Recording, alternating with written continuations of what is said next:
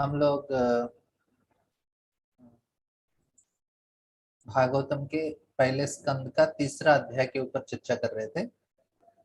तो इसमें सबसे महत्वपूर्ण विषय अभी तक हमने बहुत सारा विषय चर्चा किया है। एक बार थोड़ा रिवीजन करेंगे, थोड़ा टाइम हो गया है। तो हम पहला जो विषय है भागवतम में, जो पहला स्कंद है उसको बोलते हैं अधिकार तत्व। अधिकार तत्व मतलब हमारा क्या अधिकार है जिससे हम भागवत को पढ़ सकते हैं और समझ सकते हैं। पढ़ सकते हैं सभी लोग, लेकिन समझने के लिए कुछ अधिकार चाहिए, योग्यता चाहिए। यही लोग भागवत को समझ सकते हैं।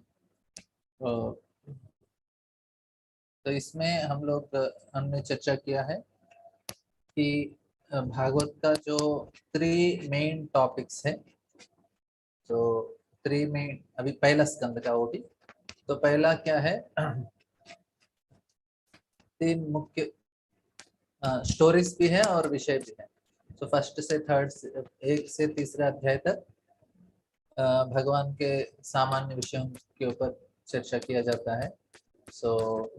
और तो उसमें बताते हैं कि किस प्रकार से भागवत मतलब जनरल डिस्क्रिप्शन रहता है। फिर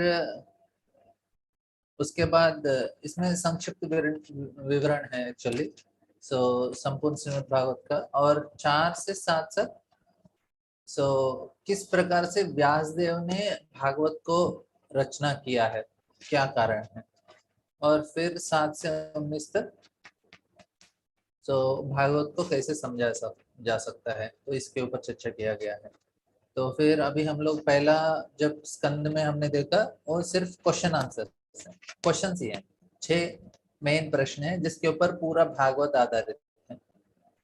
तो उसमें लास्ट क्वेश्चन है कि धर्म ने जब कृष्ण अपने धाम चले गए तो ये कलयुग में धर्म ने किसका शरण लिया, तो भागवत है।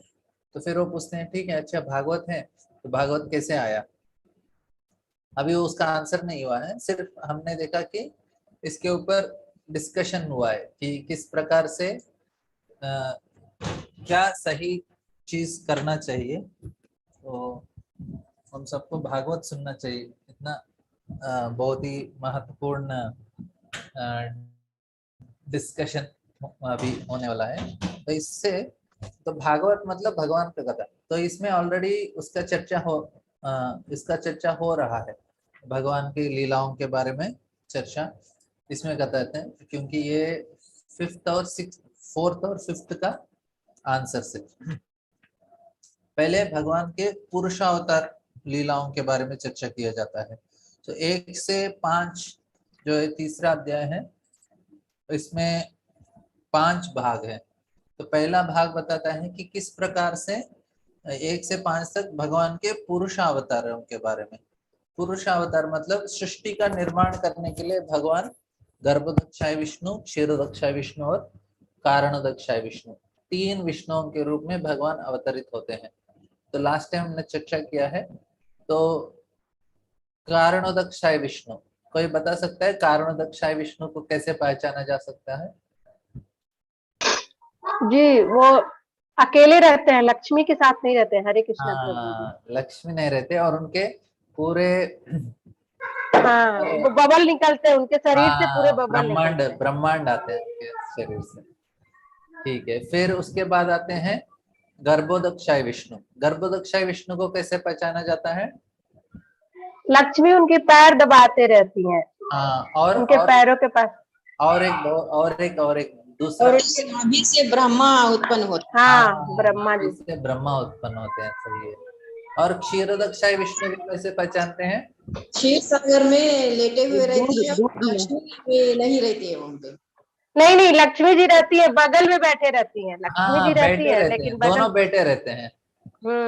दोनों बैठे रहते हैं। और एक क्षीरोदक्षाय का रूप है परमात्मा रूप, अकेले खड़े रहते हैं हर व्यक्ति, खड़े रहते हैं चतुर्भुज रूप में। हर हर जीव के हृदय में, हर कण में, सभी जगह भगवान क्षीरोदक्षाय विष्णु के रूप में रहते हैं। तो इस प्रकार से हम समझ सकते हैं। तो ये 1 से 5 तक हो गया, और 6 से 29 तक हमको बताया जाता है कि किस प्रकार से अलग अलग अवतार हैं। तो पहला अवतार है कूर्म अवतार। तो कूर्म अवतार बताते हैं कि नहीं, पहले कुमारस। तो पहले चतुर कुमार का था। हाँ, पहले चतुर्कुमार का अवतार हुआ है। तो हमने उसको देखा 6 नंबर श्लोक में, आपको 10 चला गया। चतुष कुमार ब्रह्म मानस पुत्र है ना प्रभु जी? हाँ, ब्रह्म के मानस पुत्र हैं, और क्योंकि वो भगवान से ही आते हैं, जो भी होता है भगवान से ही होता है। तो फिर इधर को मार मार मतलब कामदेव। सो मार मतलब, नहीं, कंदर्प को भी मार बोलते हैं, और मार मतलब मर, मृत्यु को भी मर बोलते हैं।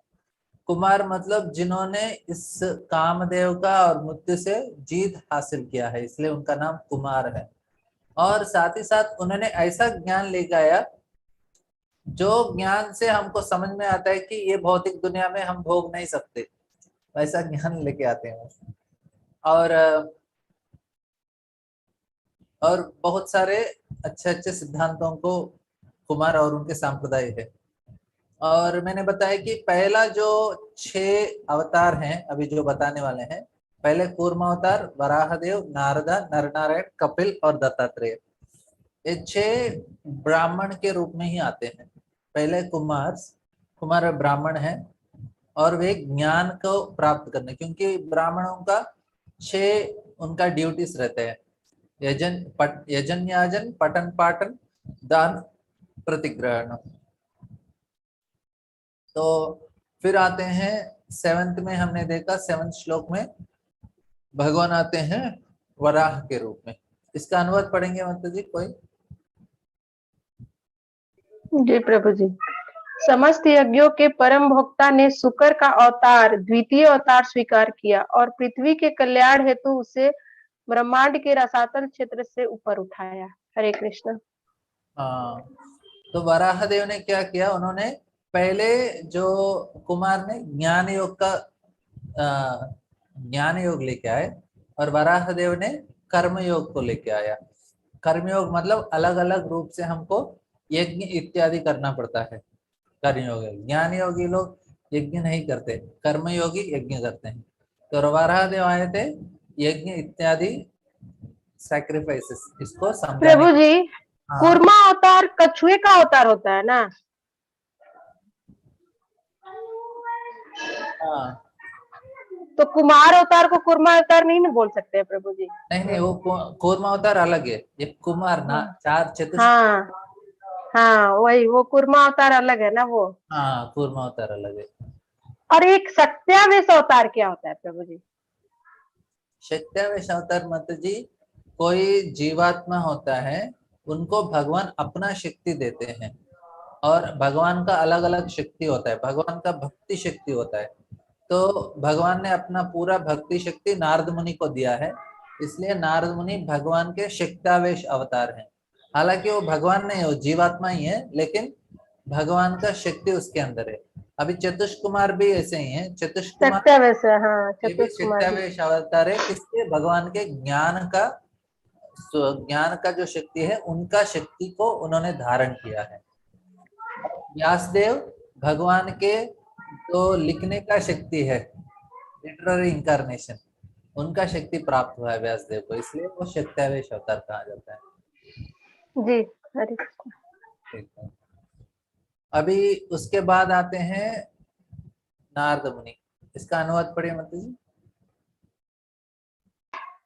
ऋषियों के सर्ग में भगवान ने देवर्षि नारद के रूप में, जो देवताओं में महर्षि हैं, तीसरा सत्यावेश अवतार ग्रहण किया। उन्होंने उन वेदों का भाष्य संकलित किया जिनमें भक्ति मिलती है और जो निष्काम कर्म की प्रेरणा प्रदान करते हैं। हरे हाँ, कृष्ण। पहला पहला जो कुमार है उन्होंने ज्ञान मार्ग दिया, वराहदेव ने कर्म मार्ग दिया, और नारद मुनि ने भक्ति मार्ग दिया।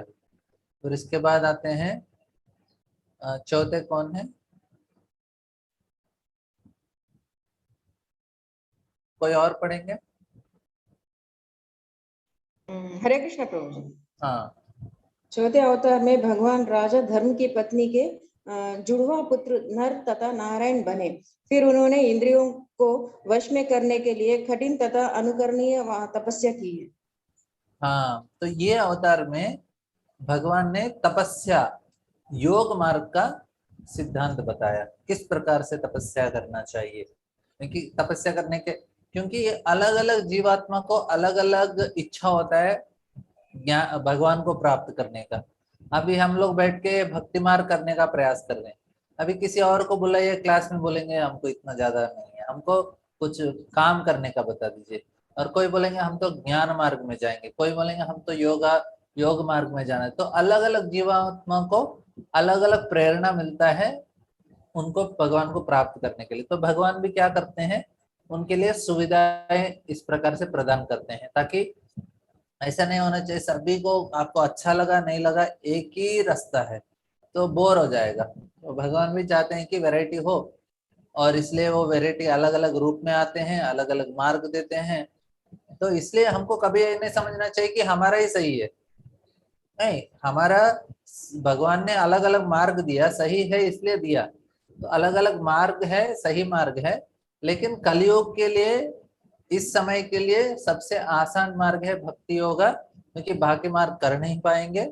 और चैतन्य महाप्रभु ने हमको कुछ भक्ति में भी सर्वोच्च स्थिति प्राप्त कैसे करने का वे मार्ग हमको दिया, इसलिए हम इसको बहुत ही गंभीरता से लेना चाहिए। तो ये दो चीज समझने का है कि गलत नहीं है जो अलग अलग मार्ग है, लेकिन हमारे लिए क्या बेस्ट है, हमारे लिए वो भी ये समय में घर में बैठ के मैं ज्ञान योग कर सकते हैं क्या? नहीं कर सकते। ज्ञान योग करना है तो संन्यास लेना है। कर्म योग कर सकते हैं क्या?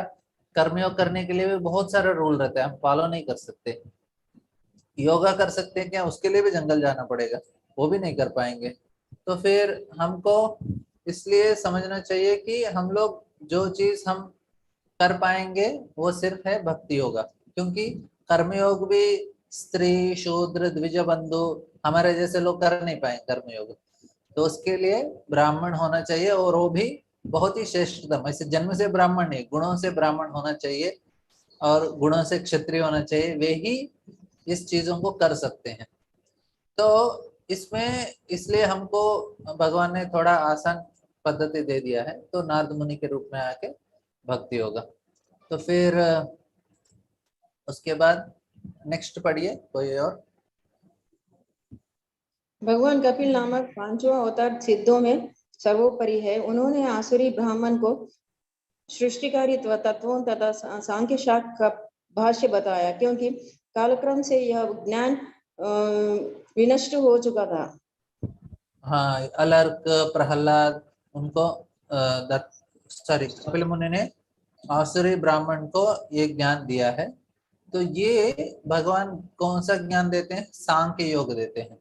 सांख्य योग भी वो भक्ति के लिए लाभ, मतलब जिस प्रकार से सांख्य योग ज्ञान प्राप्त करके वे भी भक्ति मार्ग में आ सकते हैं। तो ये कपिल देव का कहानी, नर नारायण का, नारद मुनि का और वराह देव का हम लोग डिटेल में आगे हम लोग पढ़ेंगे। अभी के लिए हम लोग सिर्फ एक एक लाइन में उनका कहानी खत्म कर रहे हैं, लेकिन हमको इसका डिटेल में बाद में बताया जाता है। तो ऑफ कोर्स दूसरे अध्याय में भी और एक बार इनके बारे में एक एक लाइन में बता देते हैं, फिर डिटेल में पूरा भागवत में इनका ही कथा डिटेल में ऐसा। तो फिर नेक्स्ट कोई पढ़ेंगे? हाँ, पुरुष के छठे अवतार अत्रि मुनि के पुत्र थे। वे अनसुया की प्रार्थना पर उनके घर से उत्पन्न हुए थे। उन्होंने अलर प्रहलाद तथा अन्यों यदु हाय हाय हाय हाय प्रबोधि हाँ, हाय हाय आदि को अध्यात्म के विषय में उपदेश दिया। हाँ, तो ये जो दत्तात्रेय हैं इन्होंने क्या किया, मायावादी का सिद्धांत को प्रचार किया था। तो ये भी क्योंकि इनका भी जरूरत है लोगों को, इसलिए भगवान को भी वो काम करना पड़ता है, कभी कभी आके शंकराचार्य के रूप में, नहीं तो दत्तात्रेय के रूप में आके वे इस प्रकार से सिखाते हैं। तो ये दत्तात्रेय किस प्रकार से है उसका कहानी अभी मैं बताने हाँ। वाला नहीं हूँ, डिटेल में बाद में बताता हूँ। कोई और पढ़ेंगे नेक्स्ट? हरे कृष्णा। हाँ प्रभु जी। 7वें अवतार प्रजापति रुचि तथा उनकी पत्नी आकुति के पुत्र यज्ञ थे। उन्होंने स्वयंभू मनु को बदलने पर शासन संभाला और अपने पुत्र नियम जैसे देवताओं की सहायता प्राप्त की। हरे कृष्णा प्रभु जी। हाँ, तो ये है यज्ञ।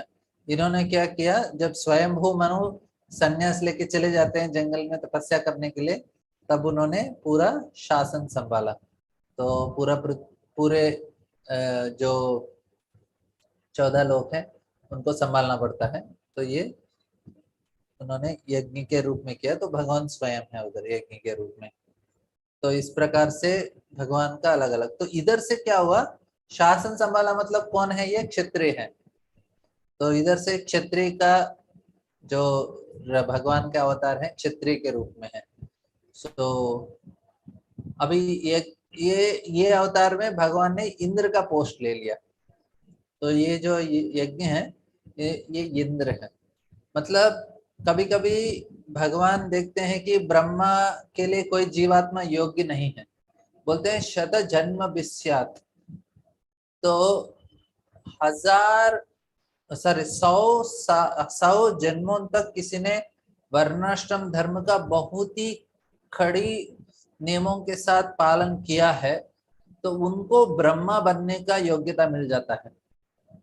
किसी को ब्रह्मा बनना है तो क्या करना चाहिए, वर्णाश्रम धर्म के अनुसार अपना जीवन 100 जन्मों तक जीना है। मतलब एक जन्म में 50, 60, 100 साल जिया, ऐसा उनको 100 जन्मों तक करेंगे तो ब्रह्मा का पोस्ट मिलेगा।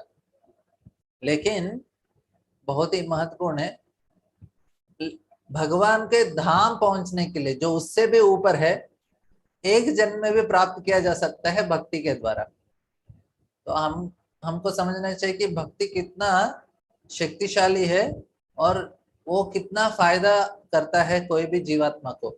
लोग सोचते हैं अरे ब्रह्मा बन रहा है, पूरा देखिए पूरे ब्रह्मांड को नियंत्रण कर सकते हैं, सृष्टि का निर्माण कर सकते हैं, सारे जीवों का उत्पन्न कर सकते हैं और पूरे देवी देवताओं को नियंत्रण कर सकते हैं। सारे नाना प्रकार के जो भी इस दुनिया में ब्रह्मांड में जो भी सुविधाएं हैं, सुख है, आनंद है, सभी का वो निर्माण करते हैं, मतलब उसको भोग भी सकते हैं। तो इतना बड़ा पोस्ट है ब्रह्मा जी का, सारे देवता सब कुछ उनके कंट्रोल में है। तो कितना अच्छा पोस्ट है और इतना कष्ट भी करना पड़ेगा 100 जन्मों तक उनको वर्णाश्रम पालन करने के लिए। लेकिन जो भगवान के भक्त हैं वो बोलते हैं न नाक पृष्ठम न च पार्यमेष्टम न सार्वभौमम न सराधिपत्यम न योग सिद्धिर अपनर्भवन। तो बोलते हैं कि न मुझे ननाक पृष्ठम न च पार्यमेष्टम, मुझे ब्रह्मा का पोस्ट भी, पार्यमेष्ट मतलब ब्रह्मा, मुझे ब्रह्मा का पोस्ट नहीं चाहिए, इंद्र का भी पोस्ट नहीं चाहिए। तो इधर देखेंगे कि जब भक्तों को ये बहुत ही महत्वपूर्ण है कि हमको भगवान का सेवा में आनंद आना चाहिए, हमको भोगने में आनंद नहीं आना चाहिए। क्यों ब्रह्मा का पोस्ट इतना अच्छा नहीं लगता भक्तों को, क्योंकि उनको लगता है ये तो खुद के लिए हो रहा है, मैं तो अच्छा बड़ा बन जाऊंगा। ऑफकोर्स हालांकि वो भी भक्त हैं हमारे जो ब्रह्मा भी हैं ये ब्रह्मांड के, और भगवान के प्रसन्नता के लिए करते हैं, लेकिन सारे ब्रह्मा इस प्रकार से नहीं होते। बहुत सारे ब्रह्मांड हैं, बहुत सारे ब्रह्मा हैं। अभी हमारा ब्रह्मांड थोड़ा छोटा है इसलिए ब्रह्मा का 4 ही सर है।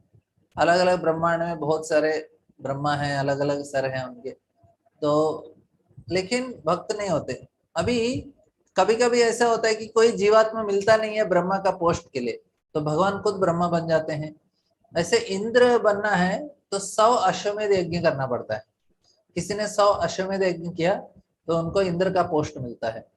तो फिर वो भी किसी का योग्य नहीं है, तो भगवान खुद इंद्र बनते हैं और ये ब्रह्मांड को चलाते हैं। तो इस प्रकार से जब यज्ञ ने भी उसी समय वे यज्ञ आते हैं, वे प्रजापति रुचि और आकुति के पुत्र के रूप में और शासन करते हैं। तो ये क्षत्रिय के रूप में है क्योंकि शासन कर रहे हैं। अभी कोई और पढ़ेंगे इसका अनुवाद?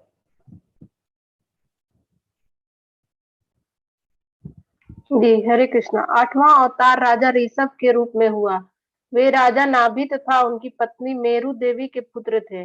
इस अवतार में भगवान ने पूर्णता का मार्ग दिखलाया है, जिसका अनुगमन उन लोगों द्वारा किया जाता है जिन्होंने अपनी इंद्रियों को पूर्ण रूप से संयमित कर लिया और जो सभी वर्णाश्रम के लोगों द्वारा वंदनीय है। हाँ, तो ये आता है कि ये भी क्षत्रिय के रूप में, तो चार चार क्षत्रिय के रूप में भगवान अवतरित होते हैं। 6 ब्राह्मण हो गए। कौन कौन 6 ब्राह्मण? आपको 6 मतलब 4 कुमार को एक ही काउंट करते हैं, कुमार, और उसके बाद वराहदेव, फिर नारद मुनि, फिर किसी को याद है? नर नारायण, हाँ, नर नारायण, और 2 फिर कपिल मुनि, कपिल मुनि, और लास्ट उसके अनुसुईया और ऋषि, क्या दत्तात्रेय। नाम था उनका? दत्तात्रेय। दत्तात्रेय। दत्तात्रेय। तो ये 6 हो गए, और 4 वे क्षत्रिय के रूप में आते हैं। पहला हुआ यज्ञ, दूसरा है यज्ञ, ऋषभदेव। तो अभी देख, ऋषभ। हाँ, ऋषभदेव। तो ऋषभदेव आते हैं, वे वे आते हैं सही ज्ञान देने के लिए। तो किस प्रकार से इंद्रियों को नियंत्रण करना जाता है, और सारे आश्रम, उनको सारे लोग अच्छे से आदर करते थे, और उन्होंने, उनके ही बेटे का नाम था भरत महाराज। और जो हम लोग भरत महाराज का जो कहानी सुनते हैं, वो एक हिरण्मंगे, उन्हीं के बेटे थे। और बोलते हैं कि उनके नाम से ही हमारा भारत देश को भारत का नाम आया है, भरत महाराज का इस किस पालन। ऋषभ के पुत्र थे प्रभु जी? हाँ, ऋषभ के पुत्र के भरत से ही हमारा, हम्म। उससे पहले हम इस भारतवर्ष को इलावर्त वर्ष कहा जाता है। भरत महाराज ने इसका पालन करने के बाद इसको भारत बोलते थे, इस प्रकार से। तो अभी नेक्स्ट है,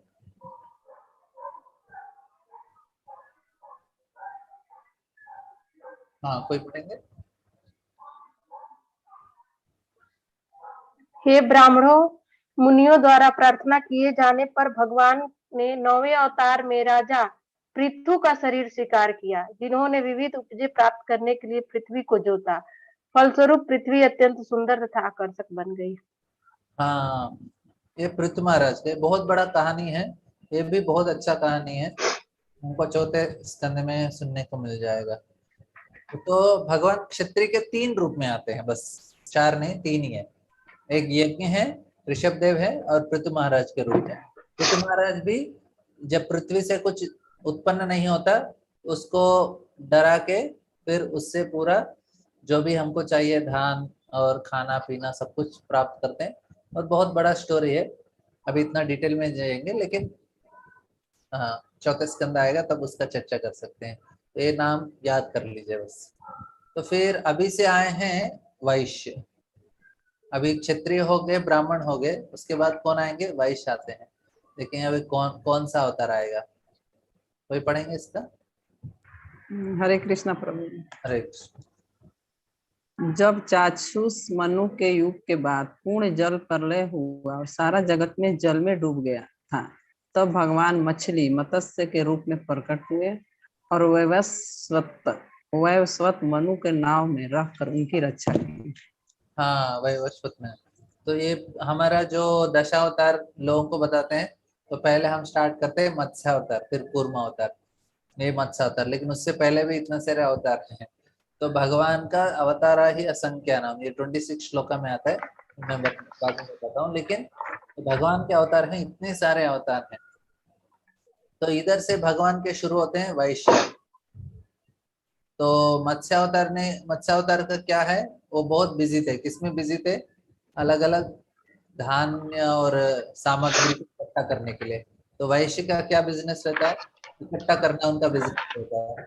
तो इस प्रकार से भगवान भी आते हैं सब कुछ इकट्ठा करने के लिए। तो इसलिए वो वैश्य के अवतारों में माने जाते हैं। ऑफ कोर्स भगवान वैश्य नहीं है, लेकिन वो लीला के रूप से जाना जा सकता है। नेक्स्ट पढ़िए।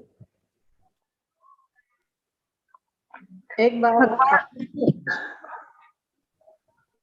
हाँ, कोई एक पढ़ लीजिए। हाँ माता जी पढ़ लीजिए आप। ओके, हरे कृष्णा। भगवान का 11वां अवतार कश्यप के रूप में हुआ, जिनकी पीठ ब्रह्मांड के आस्तिकों तथा नास्तिकों के द्वारा मथानी के रूप में प्रयुक्त किए जा रहे हैं। मंदरांचल पर्वत के लिए आधार बने।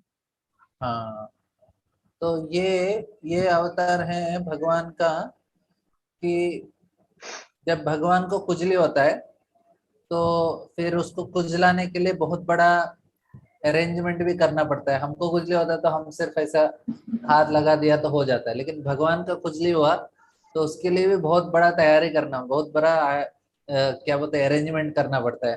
तो पूरा एक बड़ा मेरू पर्वत ले सर मंदर पर्वत लेके आते हैं, वासुकी का सर्प लेके आते हैं, और एक तरफ देवता एक तरफ असुर खड़े होके उसको फिर मंथन करते करते तो भगवान का जो कुजली से उनको राहत मिलता है। फिर वो जोर से ऐसा राहत में सांस लेते हैं ना, ऐसा सांस लेते हैं। जब राहत आता है तो हम जोर से एक बार सांस लेते हैं। तो भगवान ने जोर से ऐसा एक बार सांस लिया था, कुछ बार जोर से सांस लिया, तब से उसके वजह से ही जो समुन्द्र में लहरें आते हैं वही कारण है, क्योंकि वराह देव ने सांस लिया था। तो सॉरी कूर्म अवतार ने सांस लिया था। तो भगवान कूर्म अवतार में आते हैं कुजली को मिटाने के लिए। तो भगवान का कुजली मिटाने के लिए भी पूरा ब्रह्मांड को एक होना पड़ता है, क्योंकि भगवान बड़े हैं तो उनका कुछ भी चीज है बड़ा ही होना चाहिए। उनको कुजली हुआ तो भी उसका खरोचने के लिए भी बहुत बड़ा अरेंजमेंट करना पड़ता है, इसलिए वो भगवान है। तो इस प्रकार से हम अलग अलग भगवान के लीलाओं को समझना चाहिए। ठीक है, नेक्स्ट कोई पढ़िए। 12वें अवतार में भगवान धन्वंतरी के रूप में प्रकट हुए और 13वें अवतार में उन्होंने स्त्री के रूप मनोहर सौंदर्य द्वारा नास्तिकों को मोहित किया और देवताओं को पानी के लिए अमृत प्रदान किया। हाँ, इसमें मोहित तो एकादशी ना प्रभु जी। हाँ, क्या क्या एकादशी टुडे आल्सो मोहिनी एकादशी है। अच्छा।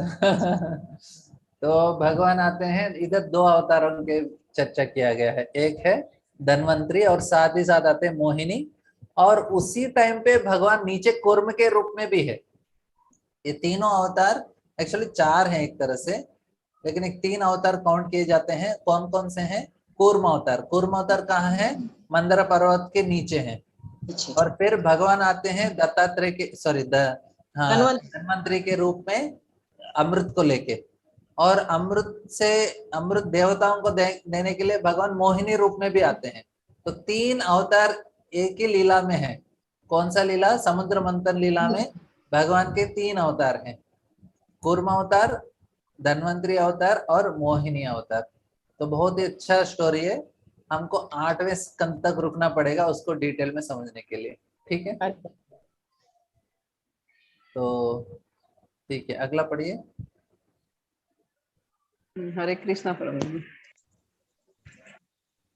14वें अवतार में भगवान नरसिंह के रूप में प्रकट हुए हाँ, और अपने नाखूनों से नास्तिक हिरण्यकश्यप के बलिष्ठ शरीर को उसी प्रकार चीरना जिस प्रकार बढ़ई लट्ठे को चीर देता है। हरे कृष्णा प्रभु। हाँ, तो ये हमारा संडे को नरसिंह देव का अवतार है। तो ये पूरा स्कंद, 7वां स्कंद पूरा नरसिंह अवतार को लीलाओं को ही बताता है। तो हम लोग ऑफ कोर्स चर्चा कर सकते हैं नरसिंह देव के बारे में, क्योंकि नरसिंह चतुर्दशी है, आपको अब सुनना भी चाहिए उनके बारे में। देखेंगे कल हो सकेगा थोड़ा देर हम लोग नरसिंह देव के बारे में चर्चा करेंगे, कल का हमारा शाम का क्लास में, क्योंकि नरसिंह देव का फ्राइडे है तो संडे को हमारा नरसिंह देव का अभिषेक है, और उस दिन हम लोग उपवास भी रखेंगे। तो देखेंगे उस दिन हुआ तो उस दिन, नहीं तो कल भी कर सकते हैं चर्चा। नहीं तो नरसिंह चतुर्दशी के दोपहर के समय में किसी को समय मिलेगा, संडे के दोपहर में, फिर नरसिंह लीला भी चर्चा कर सकते हैं विस्तार से। नेक्स्ट पढ़िए। 15वें अवतार में भगवान ने बौने ब्राह्मण बापन का रूप धारण किया और महाराज बलि द्वारा आयोजित यज्ञ में पधारे। यद्यपि वे हृदय से तीनों लोकों के राज प्रदान करना चाह रहे थे, किंतु उन्होंने केवल 3 पग भूमि दान में मांगी। हाँ, तो ये हुआ। अभी से भगवान का जो अलग अलग हम लोग जो दशावतार चर्चा करेंगे उसका है। पहले वो मत्स्य, कूर्मा, वराह, वामना, तो इस प्रकार से। तो ये भी हमको 8वें स्कंद में हमको चर्चा कर लेंगे उसको भी डिटेल में। नेक्स्ट 16 अवतार में भगवान ने भृगुपति के रूप में क्षत्रियों को 21 बार संहार किया, और क्योंकि वे ब्राह्मणों बुद्धिमान वर्ग के विरुद्ध किए गए विद्रोह के कारण उनसे क्रुद्ध थे। हाँ, तो फिर परशुराम का अवतार के बारे में बताया इसमें। नेक्स्ट तत्पश्चात हरे कृष्ण। भगवान 17वें अवतार में भगवान पराशर मुनि के माध्यम से सत्यवती के गर्भ से श्री व्यास देव के रूप में प्रकट हुए। उन्होंने यह देखकर कि जन सामान्य अल्पज्ञ है, एक में के को अनेक शाखाओं प्रशाखाओं में विभक्त कर दिया। हाँ, तो क्या किया, पूरे वेद एक ही वेद था, पहले ऋग्वेद था, तो उसको 4 वेद किया, फिर उसमें से और डिवाइड किया, फिर पुराण किया, इतिहास किया, अलग अलग भाग किया, ताकि उसको अच्छे से प्रचार कर सके, लोगों तक पहुंच सके। क्योंकि वेद सारे लोग नहीं पढ़ सकते, स्पेशली कलयुग में। अभी कुछ बचा ही नहीं, थोड़ा कुछ बचा होगा इधर उधर, 5% बचा है जो पूरे वेदों में से अभी। लेकिन हमारे लिए बहुत ही महत्वपूर्ण चीज है भागवत है, इसको समझना चाहिए बस। प्रभु जी, पराशर मुनि आल्सो आयने कूड़ा भगवान के अवतार है प्रभु जी, पराशर मुनि। पराशर मुनि और सत्यवती के बेटे व्यास महर्षि। व्यास महर्षि। हाँ, तो ये व्यास महर्षि के बारे में बताते हैं। पराशर मुनि और सत्यवती के गर्भ से हुए श्री व्यासदेव के रूप में प्रकट हुए। हाँ, व्यासदेव के रूप में। ये भी शक्तावेश अवतार है व्यास। कोई और पढ़ेंगे?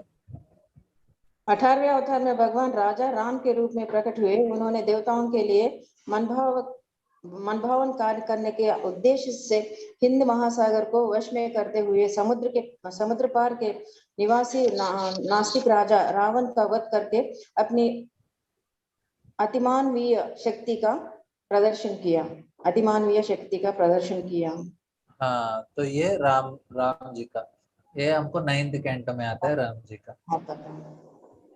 कोई और? 19वें तथा 20वें अवतारों में भगवान कृष्णी वंश में यदुकुल में भगवान बलराम तथा भगवान कृष्ण के रूप में अवतरित हुए, और इस तरह उन्होंने संसार के भार को दूर किया। हरे कृष्णा। हाँ, तो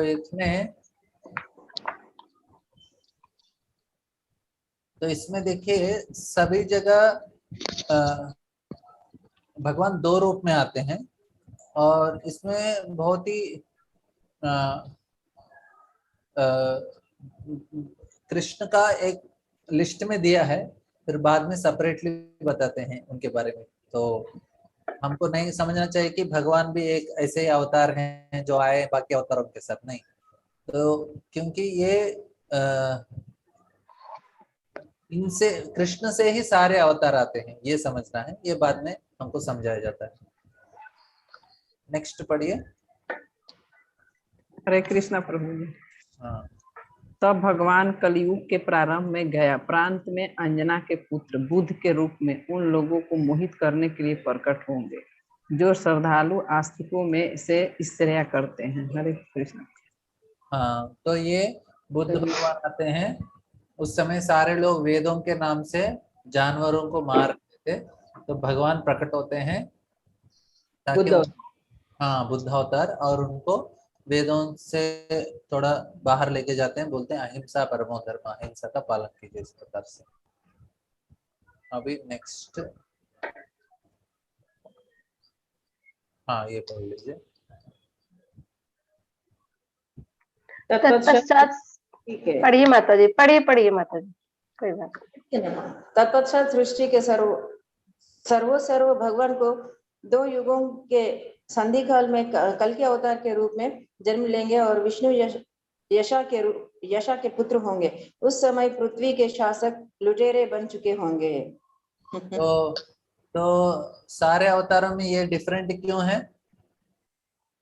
क्योंकि ये कलयुग का अवतार है ना, कली अवतार। और क्या डिफरेंस है?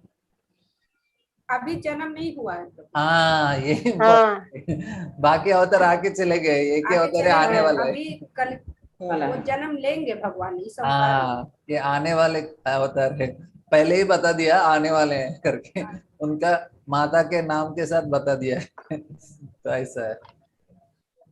तो ये तो इधर बताते हैं अवतारा ही असंख्येया। असंख्य मतलब बहुत सारे ऐसा अवसर हैं। अरे सत्व निधे द्विजा, सो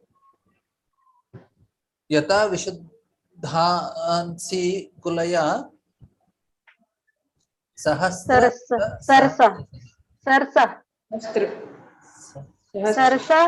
सरसः सरसः मतलब हाँ सागर का जो लहरें रहते हैं, जिस प्रकार से सागर के लहरें आते रहते हैं, उस जब रुकता नहीं है आते ही रहते हैं, तो इसी प्रकार भगवान के जो अवतार हैं इसी प्रकार आते ही रहते हैं। उनका कुछ गिनती नहीं कर सकते, इतने सारे भगवान के अवतार हैं। अलग अलग रूप में आते हैं, अलग अलग लीला करने के लिए, अलग अलग उद्देश्य से आते हैं, और अलग अलग भक्तों को उनका कृपा देने के लिए आते हैं, इस प्रकार से। तो अभी भागवत का परिभाषा सूत्र बताया है।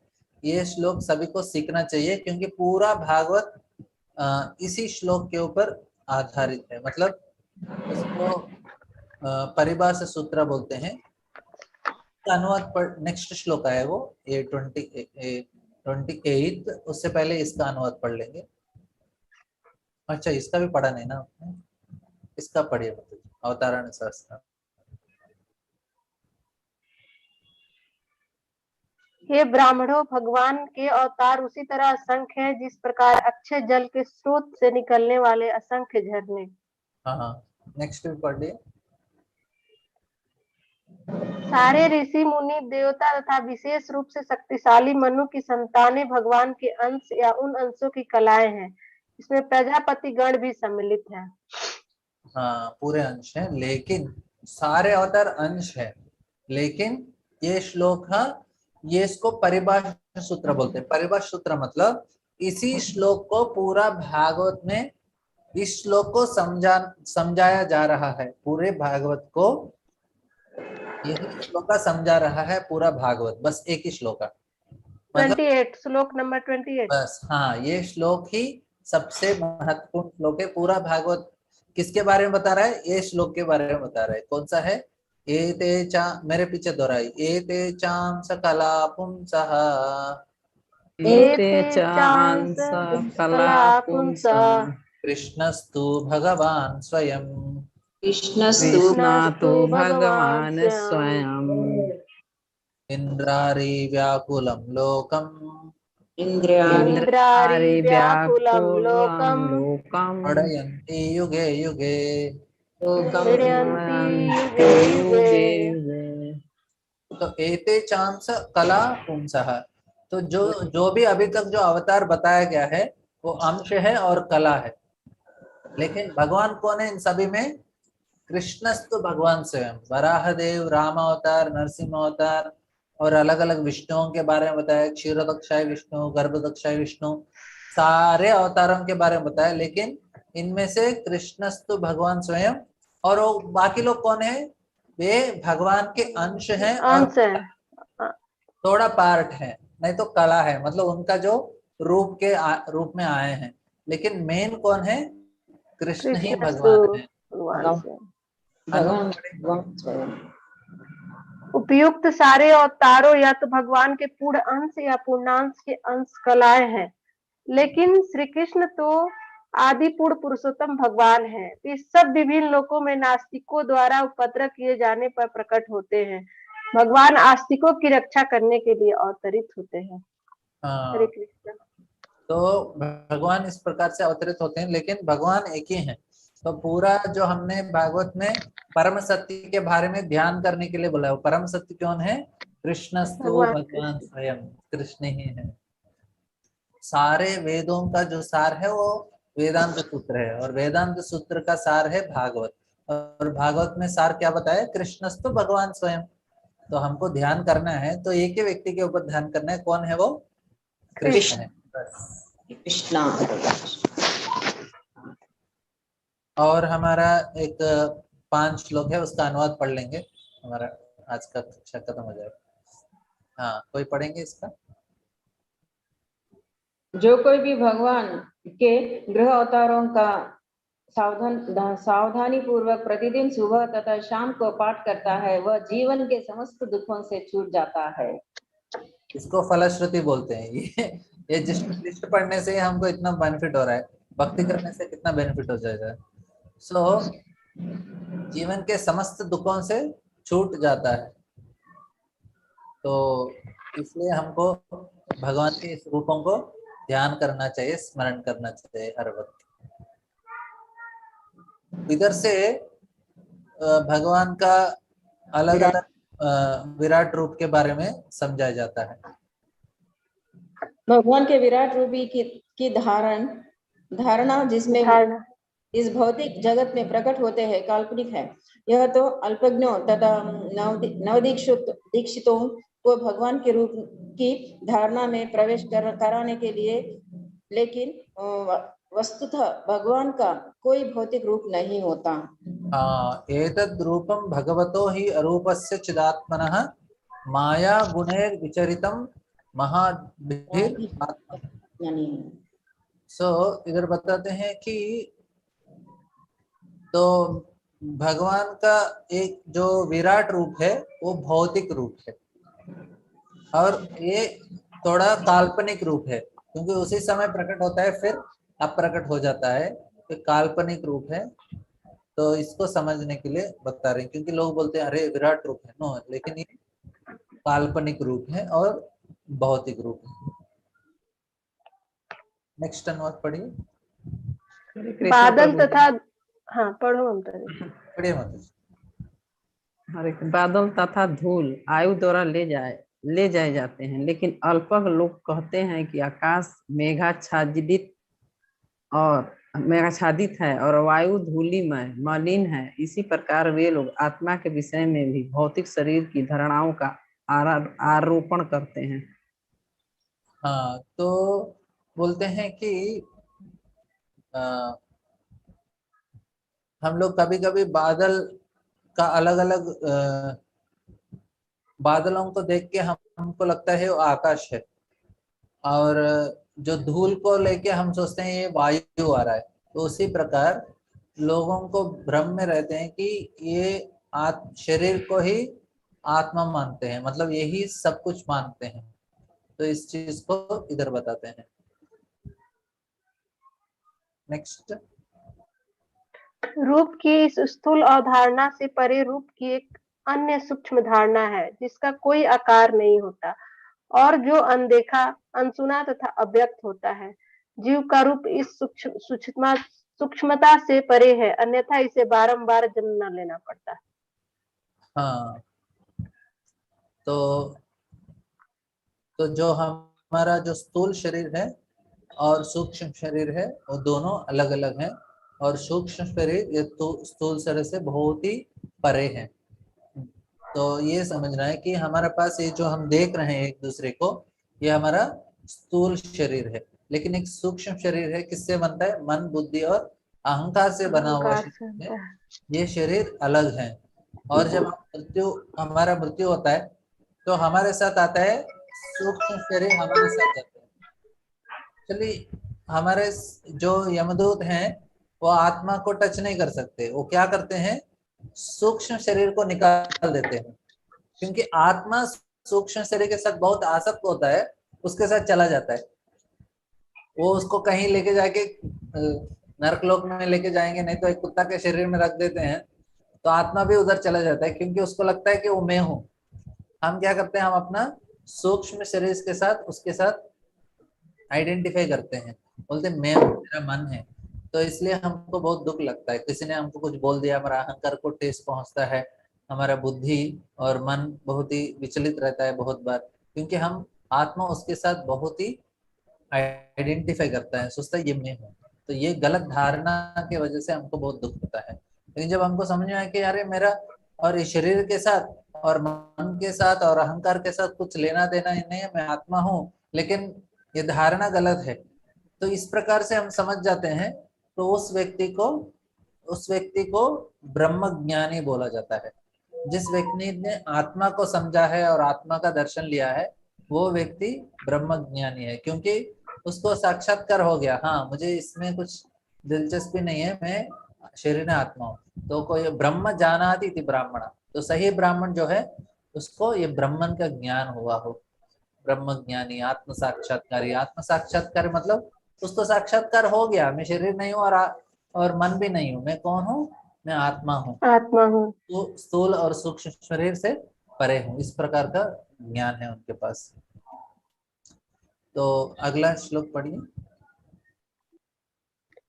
जब कभी मनुष्य आत्म साक्षात्कार द्वारा यह अनुभव करता है कि स्थूल तथा सूक्ष्म दोनों शरीरों का शुद्ध आत्मा से कोई सरोकार नहीं, उस समय वह अपना तथा साथ ही साथ भगवान का दर्शन करता है।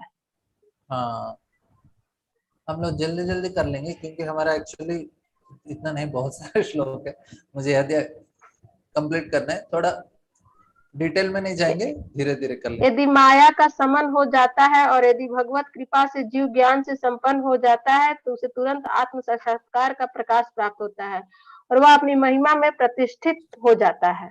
हाँ, आत्म साक्षात्कार प्राप्त हो जाता है भगवान को जानने के बाद। तो इधर से क्या है, अभी भगवान को उनके वर्णन और कैसे भगवान को समझा जाता है, ये हमको 35 से लेके 39 तक बताया गया है। तो अनुवाद पढ़ें। इस प्रकार विद्वान पुरुष उस अजन्मा तथा अकर्ता के जन्मों तथा कर्मों का वर्णन करते हैं जो वैदिक साहित्य के लिए भी ज्ञेय नहीं है, वे हृदय वेश है।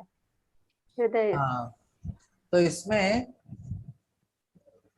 तो जो बुद्धिमान व्यक्ति क्या करते हैं, भगवान के जो विराट रूप इसके लिए ध्यान नहीं करते, वे भगवान का हृदय में उनको ध्यान करते हैं। और भगवान के जन्म और कर्म जो भौतिक नहीं है उसके ऊपर ध्यान करते हैं।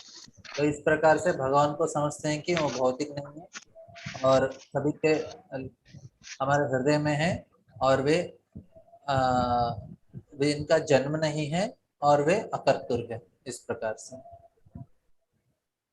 नेक्स्ट, ये एक्चुअली ये श्लोक ना इतना मतलब इम्पोर्टेंट है बहुत, लेकिन मैं इतना विस्तार में नहीं लेना चाहता, ताकि आपको एटलीस्ट हमको एक आइडिया होना चाहिए कि तीसरे अध्याय में क्या है।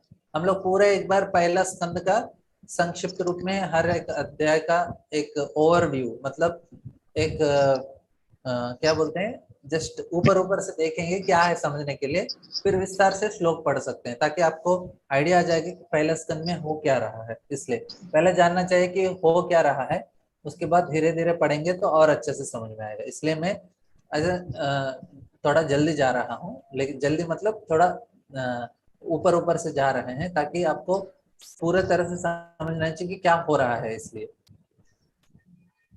नेक्स्ट पढ़िए, कोई और पढ़ेंगे। कर्म सदैव निष्कलुष होते हैं, वे भगवान 6 इंद्रियों के स्वामी हैं और 6 ऐश्वर्यों के साथ सर्वशक्तिमान है। वे विदेशी ब्रह्मांडों की सृष्टि करते हैं, उनका पालन करते हैं और रंचमात्र भी प्रभावित हुए बिना उनका संहार करते हैं। समस्त जीवों के भीतर विद्यमान रहते हैं और सदैव स्वतंत्र होते हैं। हाँ, इसमें बहुत सारे गुणों के बारे में बताया भगवान के गुण का। पहला है वो अमोघ लीला है, मतलब उनके जो लीला है अमोघ है, इसमें कुछ भी त्रुटि नहीं है, दोष नहीं है।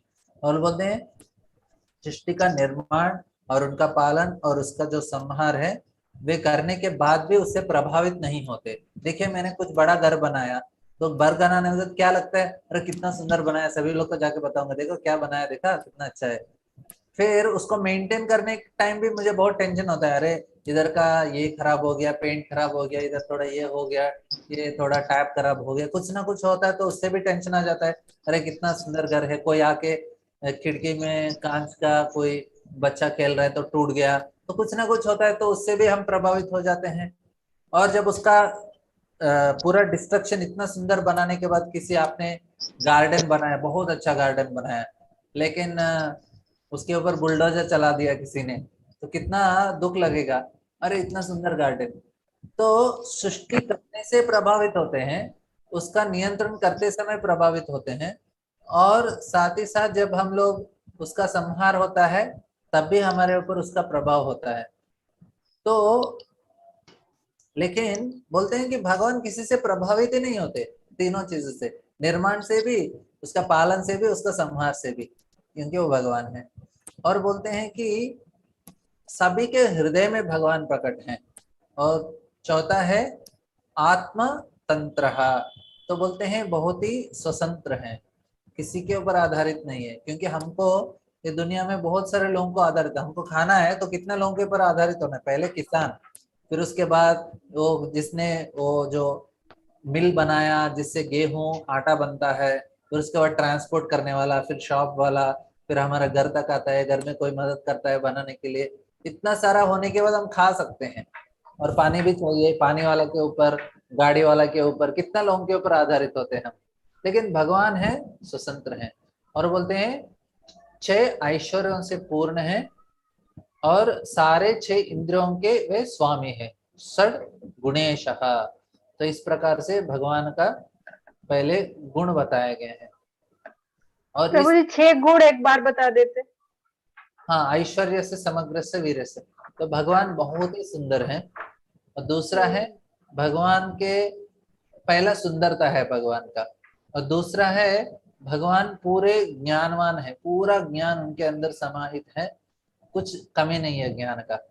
तीसरा है बहुत ही ऐश्वर्य, सॉरी, धन से संपन्न है, लक्ष्मी जी, क्योंकि सारे लक्ष्मी उनका सेवा करते हैं, तो सारे धन भी उनके साथ हैं, और सारे शक्तियां उनके साथ हैं। तो भगवान के पास पूरे शक्तियां हैं, और साथ ही साथ सारा ख्याति है, इतने सारे फेमस हैं भगवान। और लास्ट है, इतना सारा होने के बाद इतने बड़े आदमी को हम जाके मिलना बहुत मुश्किल हो जाता है। अरे बहुत ही पैसा वाला है, पावरफुल आदमी है, और सुंदर भी है, और फेमस भी है, तो उनके साथ हमको अभी कोई बड़ा प्रधानमंत्री है, नहीं तो कोई बहुत बड़ा आदमी है, उनका अपॉइंटमेंट मिलना ही बहुत मुश्किल हो जाता है हमारे लिए, छोटे लोगों के लिए तो स्पेशली। लेकिन भगवान के साथ तो हर समय मिल जाता है अपॉइंटमेंट। क्यों? क्योंकि चेत लास्ट गुण एक है, क्या है? वैराग्य। भगवान को उनसे कुछ इंटरेस्ट नहीं है उसमें, भगवान बिंदास है। तो ये हमारे लिए बहुत ही महत्वपूर्ण है। उसकी वजह से हम भगवान को बहुत इजीली मिल जाते हैं। भगवान ये पूरा इतना इम्पोर्टेंट नहीं है, मुझे जरूरत नहीं, इसलिए भगवान अर्जुन के रथ सारथी बन गए, क्योंकि भगवान किसके वश में है? भक्ति के वश में है। तो इस प्रकार के भगवान से 6 ऐश्वर्य हैं। ठीक है, फिर अगला पढ़ लेंगे। अगला पढ़िए। मूर्ख मनुष्य अपने अल्प ज्ञान के कारण भगवान के रूपों, नामों तथा कर्मों की दिव्य प्रकृति को नहीं जान सकते, क्योंकि वे तो किसी नाटक में एक पात्र की तरह कार्य कर रहे होते हैं। ना ही ऐसे मनुष्य अपने तर्क या अपनी वाणी द्वारा भी ऐसी बातों को व्यक्त कर सकते हैं। हाँ, तो मूर्ख व्यक्ति जो नाटक में कोई काम कर रहा है उसको समझ नहीं पाता, वो उसी प्रकार तो इधर भी मूर्ख व्यक्ति सोचते हैं भगवान भी ऐसे साधारण हैं, उनको भी, वो भी रो रहे हैं, वो भी चोरी कर रहे हैं, वो भी कोई लड़कियों के साथ नाच रहे हैं, और इस प्रकार से उनको भी दिख रहा है कि ये भी एक साधारण व्यक्ति है। लेकिन भगवान के जो लीला है अलौकिक है, इनसे कुछ लेना देना नहीं है, लेकिन हमको लगता है इस प्रकार से है कि वो हमारा मूर्खता है, ये समझा रहे हैं। बढ़िया लगा। जो बिना हिचक के अबाध रूप से अपने हाथों में रथ का चक्र धारण करने वाले भगवान के चरणा कमलों की अनुकूल सेवा करता है, वही इस जगत के सृष्टा की पूर्ण महिमा, शक्ति तथा दिव्यता को समझ सकता है। हाँ, ये बहुत अच्छा श्लोक है। सवेद धातु पदवीं परस्य दुरंत वीर्यस्य रतांगपाणि यो मायया संततयानुगत्य भजेत तत्पाद सरोजगंधम। बोलते हैं कि इस प्रकार से तो भगवान को साधारण समझते हैं, क्योंकि वो एक साधारण एक रथ सारथी के रूप में दिखाई दे रहे हैं। सो लेकिन हम लोग समझना चाहिए कि भगवान इतने शक्तिशाली हैं। तो श्लोक बताते हैं कि जो व्यक्ति समझता है कि भगवान कितने शक्तिशाली हैं, क्योंकि धातु मतलब वो सृष्टि के निर्माता है, और वो क्या कर रहे हैं, रतांग पाणी, और उन्होंने अपने हाथ में चक्र पकड़ा है, किसका, एक रथ का, और आत्मया, और बोलते हैं संततया, अनइंटरप्टेड और अनरिजर्व्ड, बोलते हैं who renders unreserved and favorable अनुवर्त्या। तो इस प्रकार से हमको किसी मतलब विदाउट अनरिजर्व्ड मतलब रिजर्वेशन नहीं रखना चाहिए भगवान को सेवा करने के लिए। मतलब भगवान हमको आपसे कुछ नहीं चाहिए, आप जो भी हैं हम ऐसे ही सेवा करेंगे। संततया मतलब कुछ रुकावट नहीं होना चाहिए, हर समय करना चाहिए, और फेवरेबली अनुवर्तया तो बहुत ही अनुकूल रूप से भगवान को अच्छा लगना चाहिए। तो इस प्रकार से हम भगवान को सेवा करना चाहिए। तो ये श्लोक भी कोई अच्छा लगा, अभी सेकंड लेवल में जो बहुत ही अच्छा लगता है, तो ये भी अच्छा श्लोक है। तो भगवान का सेवा इस प्रकार से करना चाहिए, क्या करना चाहिए, आत्मया संततया अनुवर्तया सवेद धातु पदवीं परस्य दुरंत वीर्यस्य रतांगपाणे यो मायया संततयानुवत्या भजेत तत्पाद सरोजगंधम। तो इस प्रकार से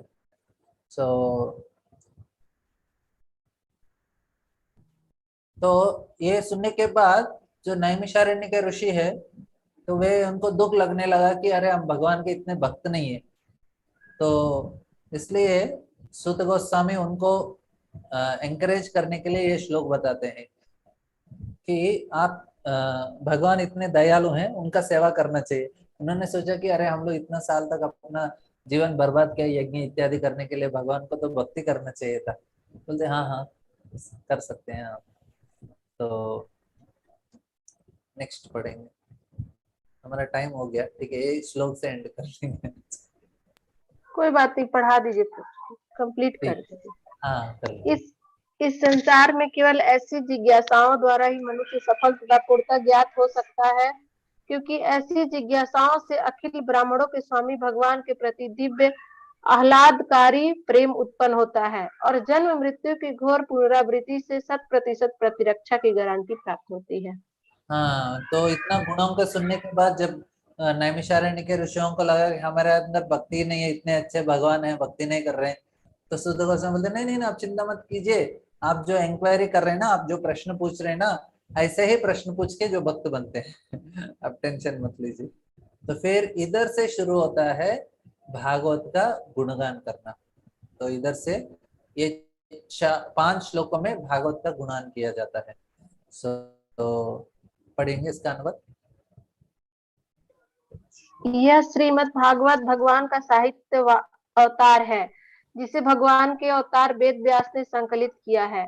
यह सभी लोगों के परम कल्याण से निमित्त है, और यह सभी तरह से सफल, आनंदमय तथा परिपूर्ण है। हाँ, साहित्य इसमें ना साहित्य 5 चीज बताया है। ब्रह्म संमितम मतलब ये भगवान के स्वयं है, संमितम मतलब स्वयं कृष्ण भगवान है, भगवान के अवतार हैं। दूसरे बताते हैं उत्तम श्लोक चरितम, उत्तम श्लोक मतलब भगवान का जो लीलाएं हैं, उनके जो कार्य हैं, उनका वर्णन कर रहे हैं। और चकार भगवान ऋषि, सो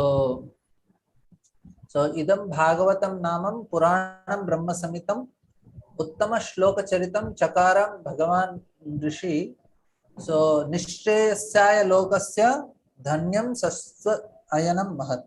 तो बोलते हैं चकार भगवान ऋषि, कौन इसका रचना किया है, व्यास महर्षि ने उसका रचना किया है। ऋषि कौन है, वो ऋषि व्यास महर्षि। और निश्चयस्याय लोकस्य मतलब किसके श्रेय के लिए, निश्चय श्रेय किसके लिए, लोकाय श्रेय मतलब हमारे श्रेय के लिए भगवान ने दिया है। और धन्य सस्ति अयन महत्, all successful, all bliss, all perfect, बोलते हैं सब सक्सेस ही होगा, और जीत ही जीत है, आनंद ही आनंद है और पूर्ण है। तो ये इदम भागवतम नामम पुराणम ब्रह्म संहितम। सो इदम, जो ये भागवत हम जो पढ़ रहे हैं, ये पुराण ब्रह्म संहिता है, स्वयं कृष्ण के अवतार हैं। तो इससे ये हमको ये श्लोक भी याद कर सकते हैं। लेकिन ये अध्याय का मैंने इम्पोर्टेंट श्लोक आपको बता दिया, ये ते चांस कला पुंसा, एक श्लोक याद करते हैं। इसका अनुवाद पढ़ेंगे नेक्स्ट। स्वरूप सिद्धों में अत्यंत सम्मानीय श्री व्यासदेव ने समस्त वैदिक वाङ्मय तथा ब्राह्मण के इतिहासों का सार निकालकर उन्हें अपने पुत्र को प्रदान किया। हाँ, तो अपने जो सारे शास्त्रों का सार निकालकर उन्होंने अपने पुत्र, कौन है अपने पुत्र, किसको दिया? सूत गोस्वामी को, सुखदेव गोस्वामी। सुखदेव गोस्वामी, हाँ सुखदेव गोस्वामी। नेक्स्ट पढ़ लीजिए। व्यासदेव के पुत्र सुखदेव गोस्वामी ने अपनी पारी में महाराज परीक्षित को भागवत सुनाई, जो तब निर्जल तथा निराहार रहकर मृत्यु की परीक्षा करते हुए गंगा नदी के तट पर ऋषियों से बैठे हुए थे। हाँ, तो ये सुखदेव गोस्वामी ने परीक्षित महाराज को दिया, दो बिना खा के पी के बैठे थे। तो फिर नेक्स्ट हरे कृष्ण प्रभु जी। हाँ, ये 6th आंसर है। हाँ, पढ़ लीजिए माता जी, लास्ट क्वेश्चन, 6वां प्रश्न का समाधान। कृष्ण स्वदामपगते धर्म ज्ञानादिभि सह कलो नष्ट दृशामेषां पुराणार्को दुनोदिता। मेरे पीछे दोहराइए, ये श्लोक भी सीखना चाहिए ना आपको, ये आंसर है 6th का। स्वदामपगते कृष्णे स्वधामोपगते धर्म ज्ञानादिभि सह धर्म ज्ञानादिभिः सह कलो नष्ट दृशामेषा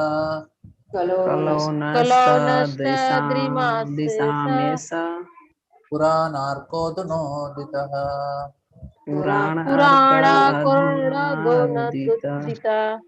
अनुवाद पढ़िए। यह भागवत पुराण सूर्य के समान तेजस्वी है और धर्म ज्ञान आदि के साथ कृष्ण द्वारा अपने धाम चले जाने के बाद ही इसका उदय हुआ। जिन लोगों ने कलयुग में अज्ञान के गहन अंधकार के कारण अपनी दृष्टि खो दी है, उन्हें इस पुराण से प्रकाश प्राप्त होगा। हरे कृष्ण प्रभु। हरे कृष्ण। तो कृष्ण अपने जब धाम गए तो धर्म और ज्ञान ने इस पुराण भागवत का शरण लिया। तो ये लास्ट श्लोक है, तो हमारा 3रा अध्याय खत्म हो जाएगा। कोई पढ़ना चाहेंगे?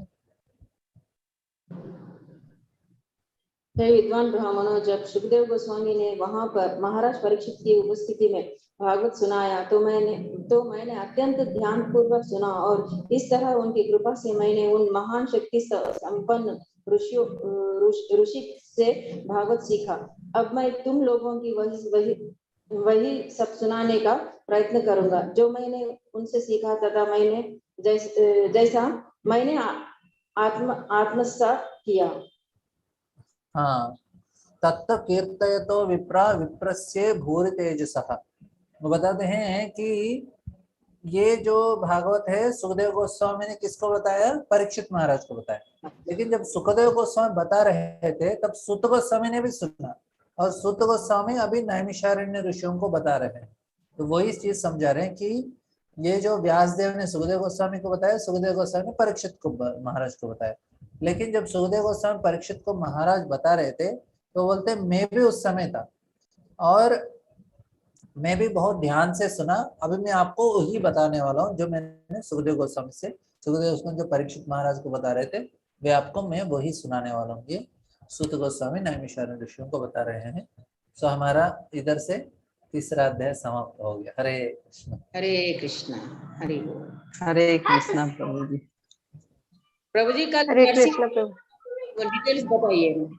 हाँ, तो होगा तो कल या संडे को नरसिंह लीला चर्चा करेंगे। मैं संडे क्लास नहीं होता ना प्रभु जी? हाँ ठीक है, कल थोड़ा नरसिंह लीला का चर्चा कर लेंगे। संडे उल्टे क्लास रहेगा संडे प्रभु जी? हाँ मतलब लोगों को लगा कि जरूरत है तो फिर कर लेंगे संडे। हाँ, ठीक कर है, लिया बताते जाएगा हैं प्रभु जी, नरसिंह सैटरडे भगवान को का। बताते हैं संडे का क्लास के बारे में। नहीं सैटरडे उसके हिसाब से हम कल का क्लास का तो फिर कल भागवत ही कर लेंगे 14 अध्याय। ठीक है प्रभु जी। हरे हरे कृष्णा प्रभु जी, ठीक है प्रभु, हरे प्रणाम। कृष्णा प्रभु जी, दंडवत प्रणाम। हरे कृष्ण धन्यवाद। हरे कृष्णा प्रभु जी।